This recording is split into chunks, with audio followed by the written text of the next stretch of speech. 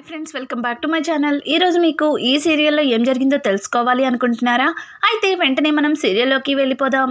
ఇక పద్మావతి అయితే అను మాట్లాడింది అన్న సంతోషంలో తెగ ఆనందపడిపోతూ ఉంటుంది.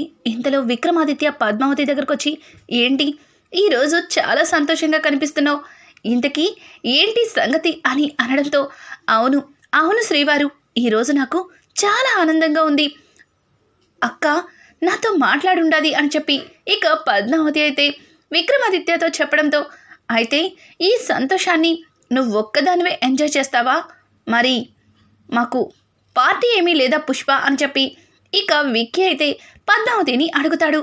పద్మావతి, ఏంటి పార్టీనా?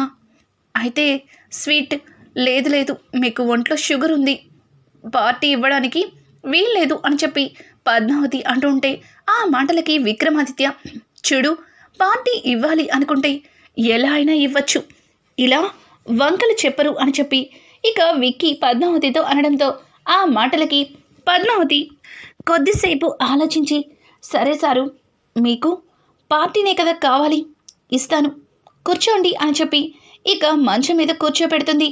కళ్ళు మూసుకోమని చెప్పడంతో విక్కీ కళ్ళు మూసుకుంటాడు. పద్మావతి కొద్దిసేపు విక్కీకి ఎలా పార్టీ ఇవ్వాలా అని ఆలోచిస్తుండగా, విక్కీ, ఏంటి ఎంతసేపు కళ్ళు మూసుకోను, ఎవరైనా పార్టీ ఇలా కళ్ళు మూసుకుంటే ఇస్తారా అని చెప్పి ఇక విక్కీ అంటూ ఉంటే, ఇస్తున్నాను సారు, ఒక్క నిమిషం ఇస్తున్నాను అని చెప్పి ఇక పద్మావతి ధైర్యం తెచ్చుకొని విక్కీ చెంపు మీద ముద్దు పెట్టేస్తుంది. ఒక్కసారిగా విక్కీ పద్మావతి ముద్దుకి ఇక మైకంలోకి వెళ్ళినట్టు రియాక్షన్ ఇస్తాడు. అలాగే పద్మావతిని కళ్ళల్లో కళ్ళు పెట్టి చూస్తాడు.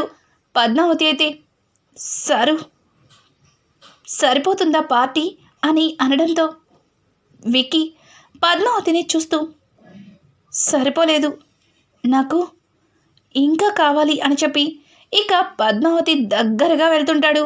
విక్రమాదిత్య అయితే ఇది ఇలా ఉండగా దివ్య మురళికి ఫోన్ చేస్తుంది. వెంటనే మురళి దివ్యతో మాట్లాడుతూ, ఇక దివ్య అయితే, బావా ఈరోజు హాస్పిటల్లో ఏం జరిగిందో నీకు తెలుసా అని అంటూ ఉంటే, దానికి మురళి, తెలుసులే, నువ్వేం చెప్పాలనుకుంటున్నావు అని చెప్పి ఇక మురళి దివ్యతో అంటుంటాడు. ఏంటి బావా తెలుసంటున్నావు, అంటే పాపని హాస్పిటల్లో ఎత్తుకెళ్ళింది నువ్వేనా అని చెప్పి దివ్య వెంటనే అడిగేస్తుంది. ఆ మాటలకి మురళి, అవును పాపని తీసుకెళ్ళింది నేనే, కానీ నువ్వనుకున్నట్టు ఆ పాపేమి అనాథ బిడ్డ కాదు, అది అరవింద కూతురు అని చెప్పడంతో ఒక్కసారిగా దివ్య, ఏం మాట్లాడుతున్నావు బావా, ఆ పాప అరవిందక్క కూతురా అని చెప్పి ఇక దివ్య మాట్లాడుతూ ఉండగా, ఇక్కడ చూస్తే విక్కీ పద్మావతి దగ్గరగా వెళ్ళబోతుంటే పద్మావతి విక్కీని తోసేసి పరిగెత్తుకుంటూ ఇక అక్కడి నుంచి పక్కకి వెళ్తూ ఉంటుంది. అదే టైంలో ఫోన్ మాట్లాడుతున్న దివ్యని చూసి పద్మావతి అక్కడే నించుండిపోతుంది. ఏం మాట్లాడుతున్నావు బావా, అసలు నువ్వు చెప్పేది నిజమేనా, ఆ పాప అరవింద్ అక్క కూతురా, నీకెవరు చెప్పారు అని అంటూ ఉంటే, ఆ మాటలకి అట్నుంచి మురళి, చూడు దివ్య, ఇంతవరకు నువ్వు చెప్తుంటే కేవలం నాకు అనుమానం మాత్రమే ఉండేది, కానీ ఆ పాపని వీడియో కాల్లో అరవింద చూసిన తర్వాత నా డౌట్ మొత్తం క్లియర్ అయిపోయింది. తనే అరవింద కూతురు, ఎలా అయినా సరే ఆ పాపని చంపేయాలి, ఆ పాపని అడ్డం పెట్టుకుని ఈ ఆస్తిని నా పేరుకి మార్చుకోవాలి అని చెప్పి ఇక మురళి దివ్యతో మాట్లాడుతుంటాడు. ఒక్కసారిగా పద్మావతి దివ్య మాటలన్నీ వినేసి షాక్ అయిపోతుంది. ఇక పద్మావతి దివ్య అని అనడంతో, బావా సరే బావా, నేను తర్వాత మాట్లాడతాను, ఎవరో వస్తున్నట్టున్నారు అని చెప్పి ఇక దివ్య కాల్ కట్ చేస్తుంది. ఇంతలో వెనక్కి తిరిగి చూసేసరికి అక్కడ పద్మావతి కనిపిస్తుంది. పద్మావతిని చూసిన దివ్య చాలా భయపడుతూ, వదినా మీరేంటి ఇక్కడున్నారు, ఏంటి నన్ను పిలిచారు అని చెప్పి భయపడుతూ తడబడుతూ మాట్లాడుతుంది. ఇక పద్మావతి అయితే దివ్య చెంప చెల్లు అనిపిస్తుంది. ఒక్కసారిగా దివ్యకి ఏమీ అర్థం కాదు. అంటే బావతో మాట్లాడిందంతా పద్మావతి వదిన వినేసినట్టుంది అని చెప్పి ఇక దివ్య కంగారు పడుతూ ఉంటే, పద్మావతి, దివ్య నువ్వు ఇలాంటి పని చేస్తావని కనీసం ఊహించని కూడా ఊహించలేదు.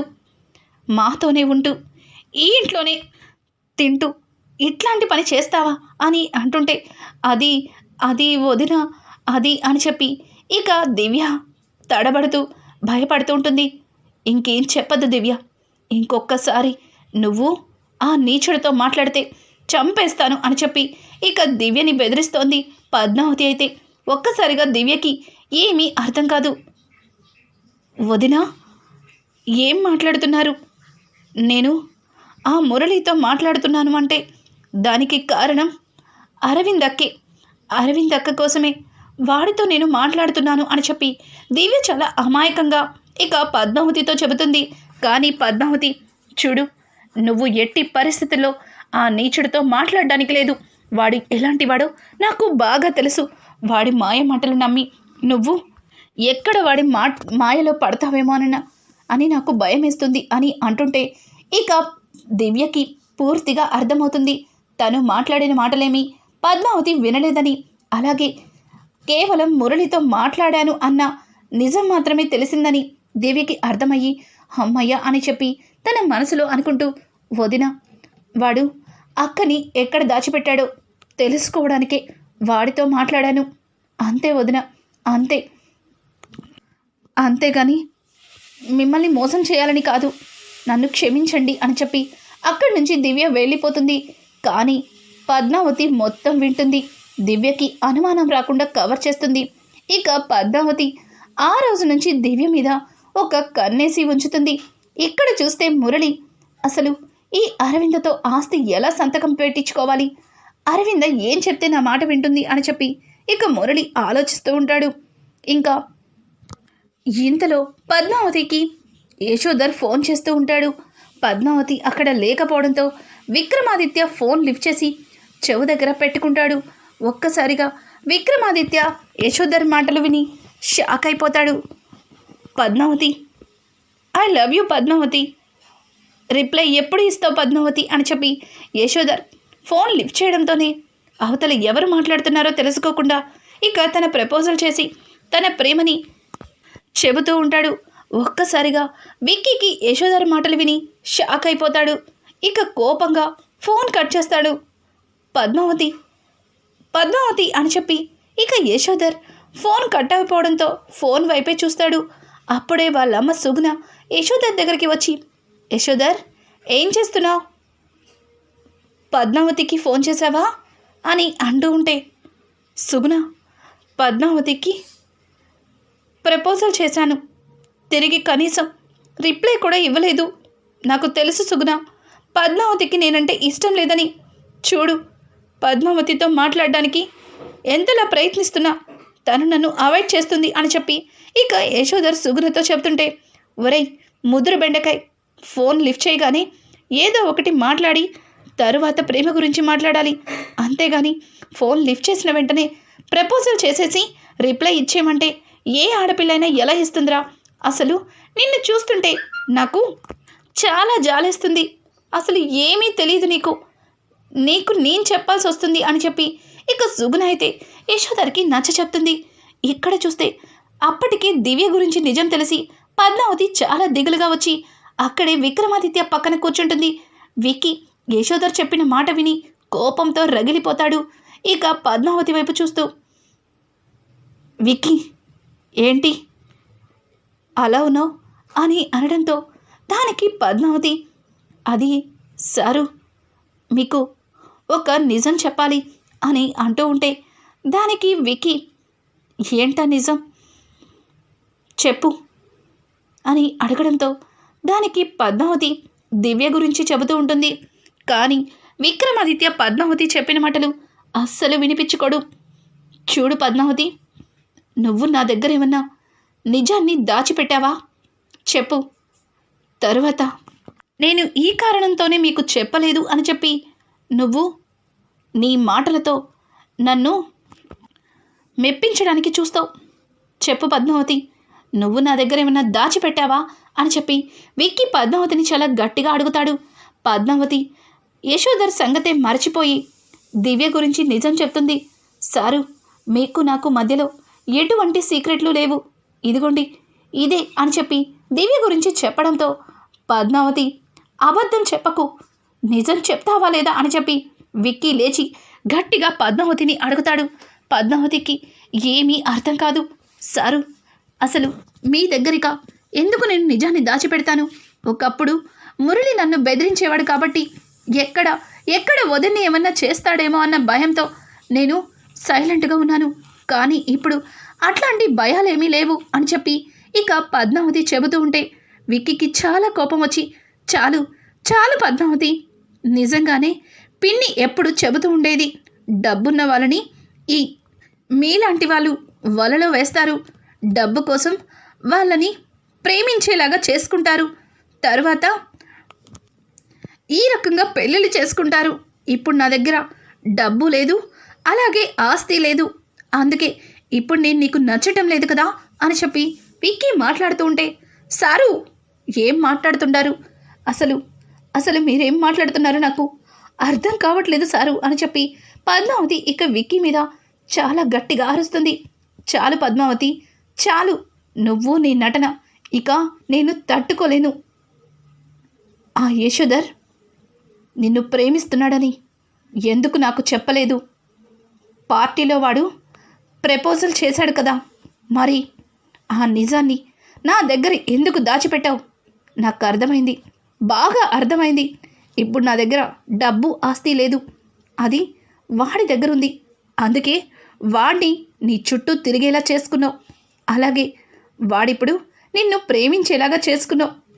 ఏమీ తెలియనట్టు నా దగ్గర నాకేం తెలియదు సారు అని చెప్పి మాట్లాడక పద్మావతి అని అంటూ ఉంటే, సారు ఏంటి సారు, ఇదేనా మీరు నన్ను అర్థం చేసుకున్నది?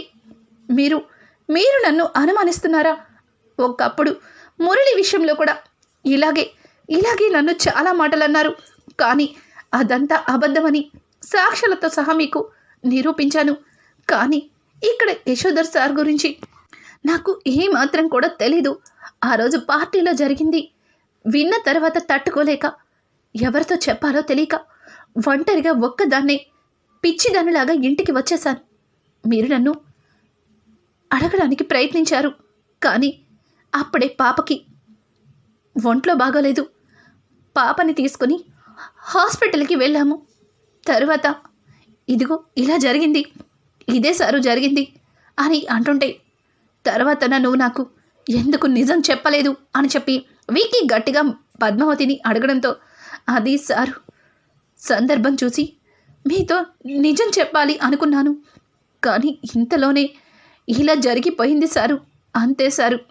ఈ పద్మావతి మనసులో మీకు తప్ప ఇంకొవ్వరికీ స్థానం లేదు. మీరు నన్ను అసహ్యించుకున్నా, మీరు నన్ను భార్యగా అంగీకరించకపోయినా, మీరు నన్ను దూరం పెట్టినా సరే, నా మనసులో మీకు తప్ప మరెవ్వరికీ స్థానం ఉండదు. నాకు భర్తగా మీరు తప్ప ఇంకెవ్వరిని ఆ స్థానంలో కలలో కూడా ఊహించుకోలేను. చాలు సారు, చాలు, నన్ను చాలా బాగా అర్థం చేసుకున్నారు. ఇక మీతో మాట్లాడి కూడా ప్రయోజనం లేదు అని చెప్పి ఇక అక్కడి నుంచి పద్మావతి విక్రమాదిత్య మీద చిరాకు పడుతూ వెళ్ళిపోతుంది. విక్కీ కూడా పద్మావతిని అపార్థం చేసుకున్నానన్న నిజం తెలిసి ఇక పద్మావతికి క్షమాపణ చెప్పాలి అనుకుంటాడు. రానున్న ఎపిసోడ్స్లో మురళితో చేతులు కలుపుతాడా యశోధర్? అలాగే దివ్య ద్వారానే అరవిందని కాపాడతారా? ఇక పద్మావతిని అనుమానించిన విక్రమాదిత్య పద్మావతికి క్షమాపణ చెప్తే పద్మావతి అంగీకరిస్తుందా? రానున్న ఎపిసోడ్స్ మరింత ఇంట్రెస్టింగ్గా మారబోతున్నాయి. ఈ వీడియో మీకు నచ్చినట్టయితే లైక్ చేసి సబ్స్క్రైబ్ చేసుకోవడం మాత్రం మర్చిపోకండి. Thanks for watching. Hi friends, welcome back to my channel. ఈరోజు మీకు ఈ సీరియల్లో ఏం జరిగిందో తెలుసుకోవాలి అనుకుంటున్నారా? అయితే వెంటనే